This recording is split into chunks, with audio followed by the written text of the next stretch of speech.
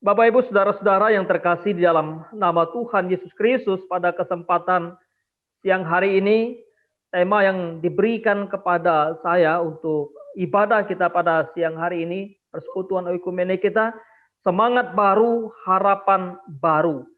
Biarlah ini menjadi satu tema yang mengantar kita untuk kembali memulai satu aktivitas pelayanan, pekerjaan kita, studi kita bagi yang studi di tahun 2021 ini. Oleh sebab itu saya membawa kita untuk melihat satu bagian kebenaran firman Allah yang terambil dari kitab Mazmur pasal yang ke-42 ayat yang pertama sampai ayat yang ke-6. Mazmur 42 ayat pertama sampai 46. Mazmur 42 dan 43 ini satu kesatuan. Kalau membaca keseluruhan di ayat-ayat berikutnya hampir sama dengan ayat pertama sampai ayat yang ke-6. Karena itu saya membawa kita hanya melihat ayat 1 sampai ayat 6. Demikian firman Tuhan. Untuk pemimpin biduan, nyanyian pengajaran Bani Korah, seperti rusa merindukan sungai yang berair, demikianlah jiwaku merindukan Engkau, ya Allah. Jiwaku haus kepada Allah yang hidup. Bilakah aku boleh datang melihat Allah? Air mataku menjadi makananku siang dan malam. Karena sepanjang hari orang berkata kepadaku, di mana Allahmu? Inilah yang hendak ku ingat, sementara jiwaku gundah gulana. Bagaimana aku berjalan maju dalam kepadatan manusia, mendahului mereka melangkah ke rumah Allah dengan suara sorak-sorai dan nyanyian syukur dalam keramaian orang-orang yang mengadakan perayaan. Mengapa engkau tertekan, hai jiwaku, dan gelisah di dalam diriku? Berharaplah kepada Allah, sebab aku akan bersyukur lagi kepadanya, penolongku dan Allahku. Demikian jauh pembacaan kebenaran firman Tuhan kita pada siang hari ini. Bapak Ibu saudara-saudara yang terkasih di dalam nama Tuhan kita Yesus Kristus, semangat baru, harapan baru. Kalau kita memperhatikan perjalanan kehidupan kita di tahun 2020, ya secara khusus ketika mulai masa pandemik di bulan Maret, maka tidak sedikit orang kehilangan pengharapan hidup mereka. Tentu banyak hal yang membuat orang kenapa kehilangan pengharapan, kehilangan semangat. Barangkali bagi mereka yang mahasiswa, mereka kehilangan kegairahan, kehilangan semangat, dan kehilangan harapan untuk meraih, mencapai apa yang mereka cita-citakan. Karena ternyata pendidikan tidak seperti semulanya. Pendidikan harus dilakukan, harus dijalani secara online. Ini menjadi dorongan atau menjadi kegairahan tentu bagi sebagian orang. Tetapi bagi orang-orang tertentu, tentu rasa semangat belajar yang seharusnya sama, yang seharusnya kuat ketika bersama-sama dengan teman-teman mahasiswa, teman-teman di kampus, teman-teman di sekolah, ya ternyata harus terpisah. Demikian juga dengan dunia pekerjaan, banyak orang kehilangan semangat. Kenapa? Karena memang ternyata kesulitan mendapatkan penghasilan, kesulitan untuk mendapatkan pekerjaan. Bukannya lowongan pekerjaan yang ada, tetapi sebaliknya, ya, pemutusan hubungan kerja, ada yang di PHK, ada yang dipensiunkan dini. Ya, yang sebelumnya orang bisa mendapatkan penghasilan yang cukup lumayan besar, tapi perjalanan pandemik membuat orang kemudian kehilangan beberapa pekerjaan, kehilangan pengharapan, harus berpikir bagaimana membayar sekolah, membiayai kehidupan sehari-hari. Barangkali yang mengontrak bagaimana harus membayar kontrakan, ya. Kalau ada pinjaman, ada hal-hal lain yang harus dibayar, tentu ini juga membuat orang harus berpikir keras bagaimana mencukupkan segala kebutuhan. Sehingga tak heran banyak orang yang kemudian kehilangan semangat dan pengharapan. Sebetulnya kalau kita memperhatikan apa yang menjadi dasar bagi orang ketika orang kehilangan semangat dan pengharapan. Pertama, bahwa ketika seseorang terlalu berfokus pada kesulitan dan pada masalah hidupnya, maka orang bisa kehilangan semangat. Mereka melihat kesulitan hidup terlalu besar, masalah dalam hidup terlalu besar, sehingga dipandang bahwa tidak ada lagi harapan yang bisa dijalani, tidak ada lagi harapan ke depan. Masa depan menjadi suram.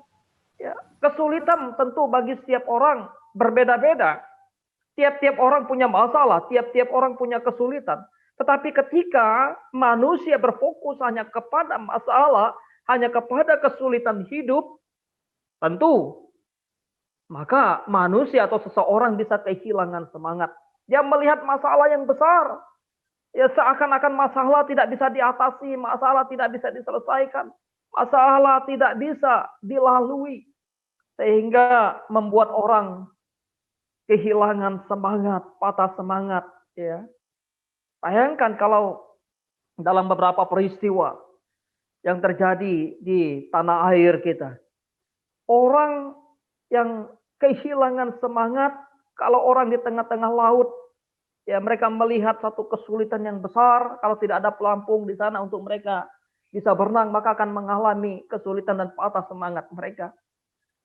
Ya, orang yang kemudian mengalami kondisi perekonomian yang sulit ketika hari demi hari, waktu ke waktu, terus-menerus mengalami pergumulan yang besar, maka mereka bisa kehilangan semangat. Kehilangan semangat, kehilangan harapan. Bukan saja karena manusia terlalu fokus pada masalah, pada kesulitan hidup, tetapi juga membiarkan diri larut dalam masalah. Nah, inilah yang berbahaya.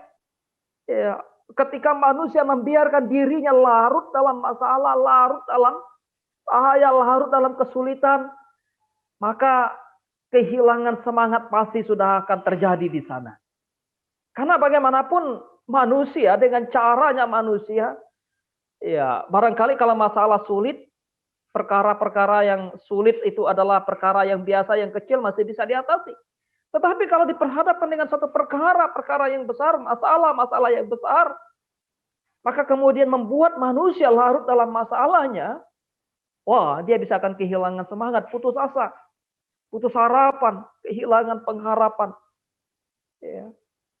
Saya percaya bahwa tiap-tiap manusia, tiap-tiap kita punya masalah. Tetapi biarlah kita tidak membiarkan diri dalam masalah, dalam kesulitan kita, sehingga menjadi penghambat untuk kita bergairah, untuk kita bersemangat. Hal yang ketiga yang membuat orang kehilangan semangat, kehilangan pengharapan adalah orang yang terlalu mengasihani diri. Ya, mengasihani diri, berfokus pada diri, mementingkan diri, sehingga ketika dia melihat problem, masalah, kesulitan dalam dirinya, dia pikir dia orang yang paling malang dalam dunia. Dia pikir adalah dia orang yang harus dikasihani. Ya, tetapi coba membuka mata melihat orang-orang di sekitar. Terlalu banyak orang yang mengalami masalah-masalah, kesulitan-kesulitan hidup yang jauh lebih besar dari apa yang kita alami. Oleh sebab itu biarlah semangat kita tetap ada di tahun 2021 ini dan harapan kita tetap ada. Apa yang dialami oleh seorang pemazmur, seorang Bani Korah, kita tadi sudah membaca, mendengarkan bagaimana pergumulan kehidupan yang tidak sederhana yang dialami oleh Bani Korah. Digambarkan kesulitan hidup yang dialami, dia berkata, apa yang menjadi makanannya, apa yang menjadi santapannya, apa yang menjadi menu bagi dia hari lepas hari adalah kesulitan, air mata, penderitaan, kesukaran. Itulah yang menjadi makananku siang dan malam. Gambaran hidup yang begitu berat, gambaran hidup yang begitu sulit, gambaran hidup yang begitu menderita, tangisan air mata yang menjadi makanan, yang menjadi santapan, yang menjadi menu ya, bagi seorang pemazmur, bagi seorang Bani Korah. Saya percaya bahwa tidak ada dari antara kita yang beribadah pada siang hari ini yang betul-betul Pernah mengalami apa yang pemazmur ini alami, di mana siang malam bergumul dan yang menjadi eh, makanannya atau gambaran penderitaan adalah bagaimana air matanya terus menerus menjadi makanannya. Ibu bapak saudara-saudara yang terkasih di dalam nama Tuhan kita Yesus Kristus. Karena itu kita tidak boleh patah semangat. Tidak boleh putus asa. Tidak boleh kehilangan pengharapan. Orang yang kehilangan semangat, orang yang kehilangan pengharapan, ketika manusia kehilangan semangat, kehilangan pengharapan, akibatnya apa? Kerapuhan. Akibatnya apa? Kehancuran hidup. Ketidakberdayaan. Semakin lama semakin lemah, semakin lama semakin lemah, semakin lama semakin rapuh. Rapuh, dan rapuh. Itulah akibatnya. Kalau orang kehilangan semangat, kehilangan kegairahan hidup, masa depan jadi suram. Masa depan seakan-akan tidak ada lagi yang bisa dijalani. Seakan-akan tidak ada lagi pertolongan di hadapan kita ke depan. Oleh sebab itu ibu bapak saudara yang dikasihi oleh Tuhan Yesus Kristus, bagaimana semangat dan pengharapan yang dialami, yang disajikan oleh seorang pemazmur, sehingga dia tetap bergairah, memiliki semangat yang baru, memiliki pengharapan yang baru, sekalipun dia dalam kesulitan, di mana hari-harinya dicela, hari-harinya dihina, dan bahkan orang mempertanyakan kepada dia, di mana Allahmu? Di mana Tuhanmu yang memperhatikan engkau, yang menyertai engkau, yang melindungi engkau? Nah, itulah gambaran yang paling menyedihkan dari penderitaan seorang pemazmur, seorang Bani Korah ini. Orang setiap hari berkata, di mana Allahmu? Bagi orang Israel, apalagi kalau dalam konteks ini di mana mereka sedang dalam pembuangan, ketika dipertanyakan, di mana Allahmu yang dahsyat, Allahmu yang perkasa, Allahmu yang berkuasa, yang menolong engkau. Ya. Tapi itu tidak menyurutkan semangat dan pengharapan bagi sang Bani Korah ini.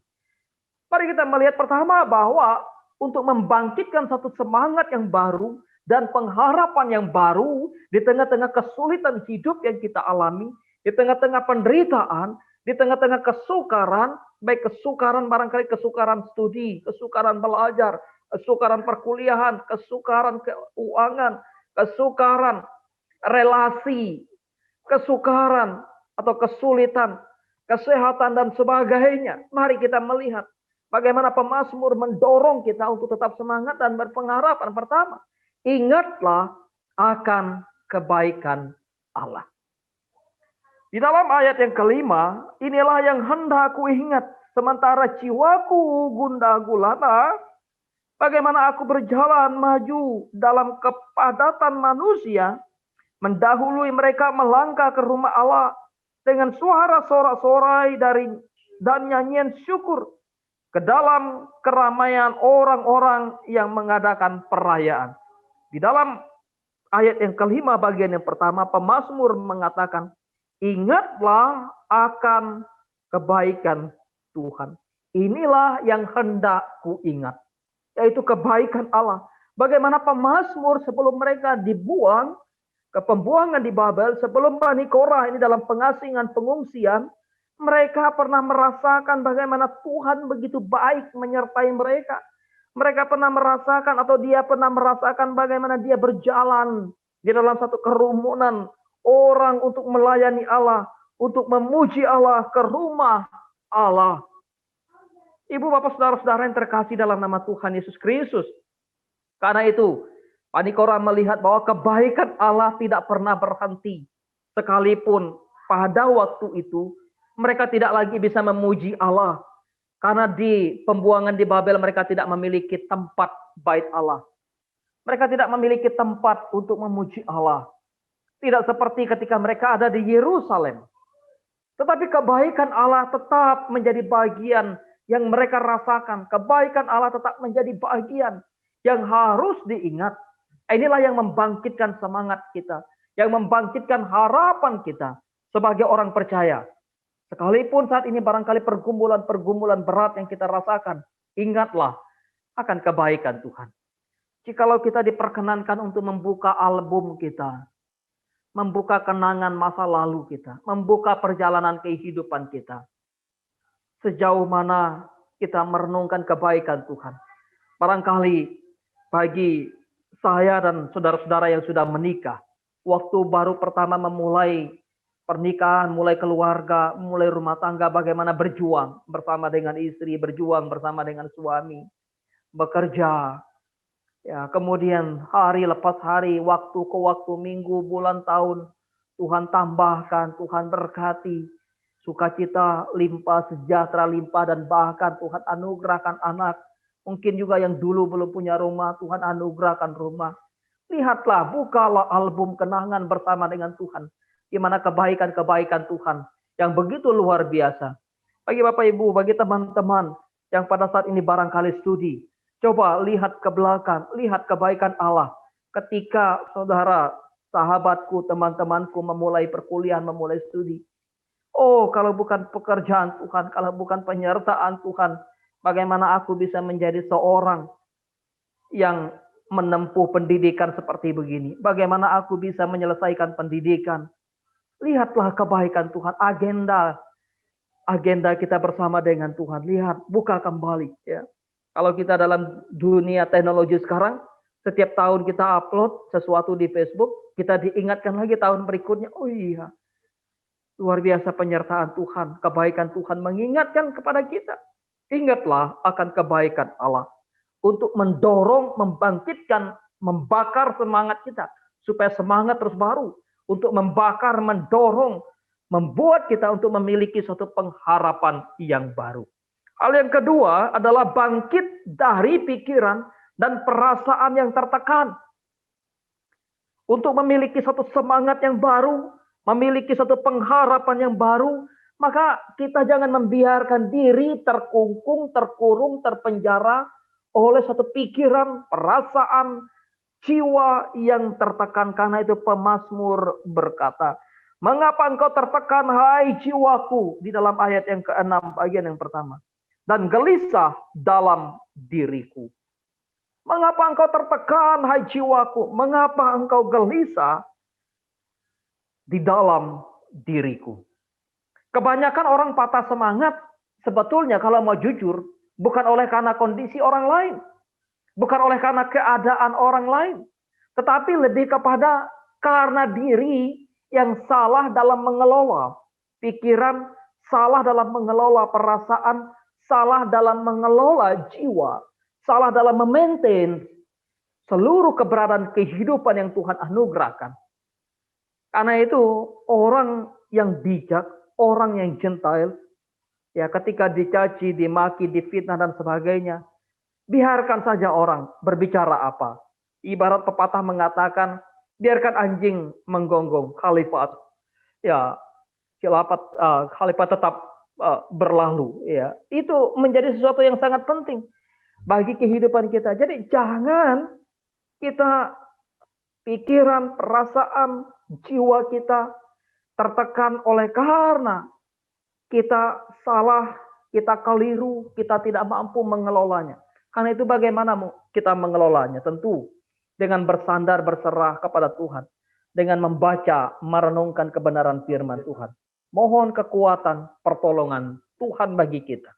Hal yang ketiga, yang perlu dipikirkan, yang perlu kita miliki ketika kita membangkitkan satu semangat yang baru, pengharapan yang baru dalam kehidupan kita, adalah teruslah bersyukur kepada Allah. Orang yang patah semangat, orang yang tidak memiliki semangat dalam kehidupannya, orang yang sebetulnya tidak mampu mensyukuri akan setiap kebaikan Tuhan dalam hidup mereka. Tidak mampu bersyukur akan segala berkat Tuhan. Ya, rasa bersyukur itu sesuatu yang luar biasa. Kemampuan untuk bersyukur itu tentu datang daripada Allah. Tentu Tuhan berikan kepada kita sebagai orang percaya. Ketika kita mampu bersyukur pada Tuhan, maka syukur itu membuat hati kita bergembira. Syukur itu membuat hati kita bersukacita. Syukur itu membuat kita mengagungkan Allah. Syukur itu membuat kita memiliki relasi yang indah dengan Tuhan. Bersyukurlah kepada Tuhan. Itulah yang disampaikan oleh pemazmur. Dalam ayat yang ke-6, bagian yang kedua. Berharaplah kepada Allah, sebab aku akan bersyukur lagi kepadanya. Jangan pernah kehilangan rasa syukur kepada Allah. Dalam hal apapun, kondisi apapun, situasi hidup apapun, tetaplah bersyukur. Ya, mengucap syukurlah dalam segala hal. Itulah yang dikehendaki Allah. Paulus bicara kepada orang di Tesalonika.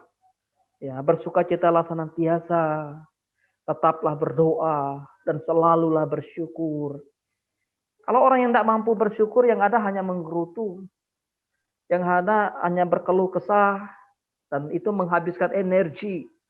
Tapi orang yang bersyukur, mampu melihat kebaikan Tuhan dalam kehidupan mereka. Hal yang keempat, untuk membangkitkan satu semangat yang baru, pengharapan yang baru, adalah tetap percaya akan pertolongan Tuhan.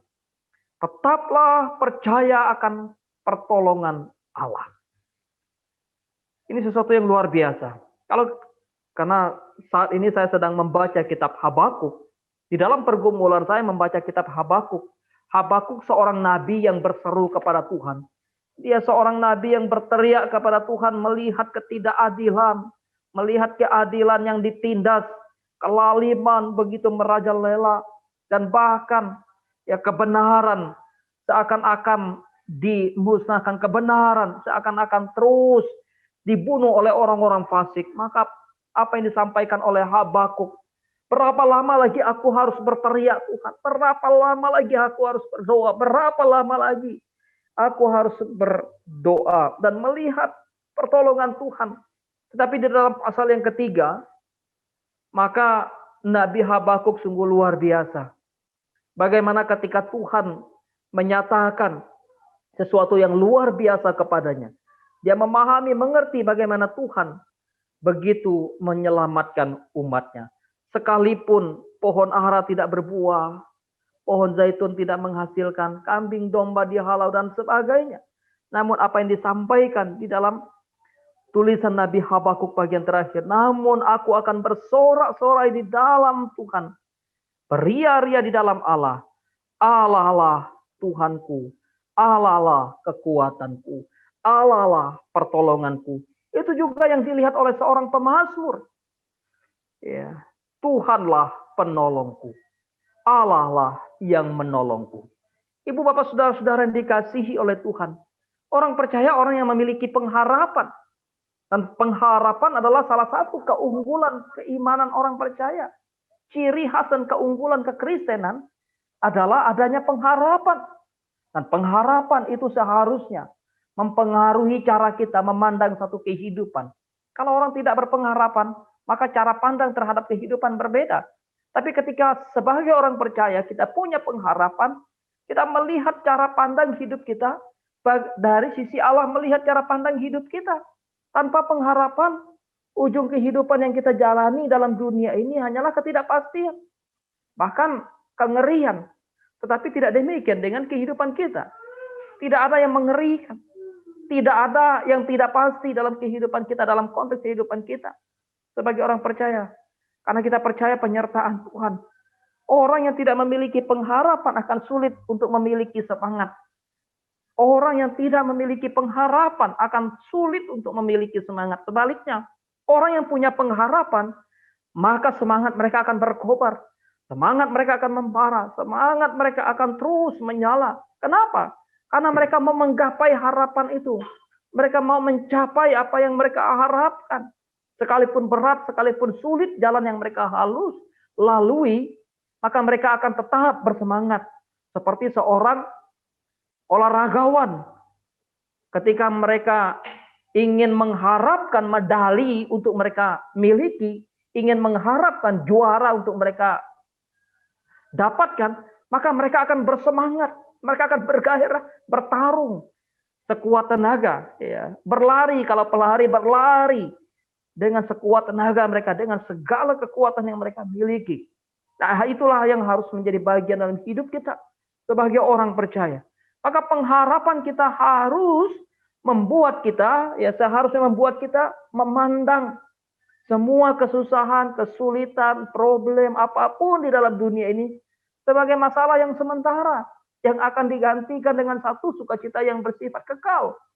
Oleh sebab itu pengharapan kita bukan hanya dalam dunia. Pengharapan kita juga pengharapan yang bersifat kekal. Pengharapan yang kita miliki akan menjadi satu sumber kekuatan bagi kita untuk berjuang mengatasi masalah, berjuang hidup menjalani kehidupan dalam dunia ini. Termasuk ketika harus menjalani hidup dalam pergumulan yang berat, masalah yang berat. Kenapa? Karena kita yakin, kita percaya. Oh, semua masalah yang kita hadapi itu pasti akan berakhir kok. Pasti akan berlalu. Pasti akan kita lewati. Ya, bayangkan, mana ada dalam perjalanan hidup kita yang sudah kita lalui dari tahun-tahun sebelumnya yang tidak ada masalah. Lihat ke belakang. Masalah yang besar pun sudah kita lewati. Masalah yang besar pun sudah kita lalui, bukan? Maka biarlah kita tetap memiliki semangat dan pengharapan yang baru di tahun 2021 ini. Pengharapan kita melampaui masalah, melampaui kesulitan hidup yang kita hadapi. Ingatlah bahwa kita memiliki pengharapan yang kekal, yang jauh lebih berharga daripada apa yang bisa kita berikan, apa yang bisa kita dapatkan ya, dari dunia ini atau oleh dunia ini. Karena itu jangan putus asa. Dan pengharapan sebagai orang percaya tentu. Ya, kita punya pengharapan akan kebangkitan dan kehidupan yang kekal. Pasti itu dalam Kristus, karena Kristus yang mengerjakan, Kristus yang menganugerahkannya. Tetapi ingat, pengharapan akan kekuatan, penyertaan Allah juga senantiasa bagi kita dalam kehidupan kita sehari-hari di dunia ini. Bukan hanya secara eskatologis, bukan hanya bicara tentang pengharapan kita akan satu kekekalan. Tapi kita sebagai orang percaya, kita yakin, kita percaya, kita imani bahwa pengharapan kita di dalam Tuhan ada ketika kita hidup dalam dunia ini, di mana hari-hari kita dipimpin Dia, disertai Dia, ditolong Dia. Oleh sebab itu, Bapak Ibu, saudara-saudara, teman-teman yang dikasihi oleh Tuhan, dialah pengharapan di dalam Tuhan yang kita miliki. Adalah alasan yang membuat kita untuk tetap semangat, untuk tetap bergairah menjalani hidup dengan situasi, kondisi yang tentu tidak dalam kepastian, dalam konteks bahwa ada musibah, ada bencana alam, ada banjir, ada gempa dan sebagainya. Kita tidak tahu apa yang akan terjadi dalam dunia ini. Tetapi satu hal yang pasti yang kita tahu bahwa penyertaan Tuhan ada pada setiap kita. Penyertaan Tuhan senantiasa ada bersama dengan kita. Yesus berfirman, aku akan menyertai kamu senantiasa sampai kepada akhir zaman. Tetaplah semangat. Tetaplah miliki pengharapan. Tuhan menolong kita. Tuhan memberkati kita.